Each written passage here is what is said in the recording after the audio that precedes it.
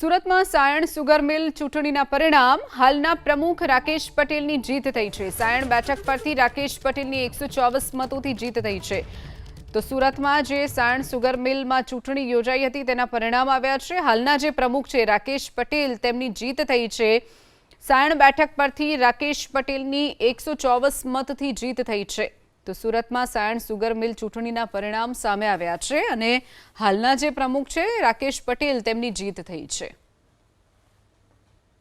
ફેક્ટરીની વ્યવસ્થાપક બોર્ડની ચૂંટણીના સંદર્ભે આજે રિઝલ્ટ આવ્યું છે। તેમાં સાયણ ઝોનમાંથી મેં ઉમેદવારી કરી હતી અને મારી જીત 124 માટે થઈ છે।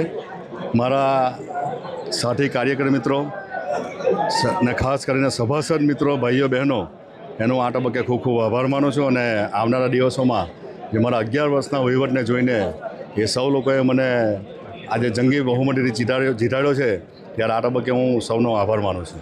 વાત ચાલતી હતી કે તોછડો સ્વભાવ છે પણ મારો સ્વભાવ સ્પષ્ટ છે, પણ આજે એવું સાબિત થાય છે કે તોછડો તો ટોચડો પર સ્પષ્ટ છે ને।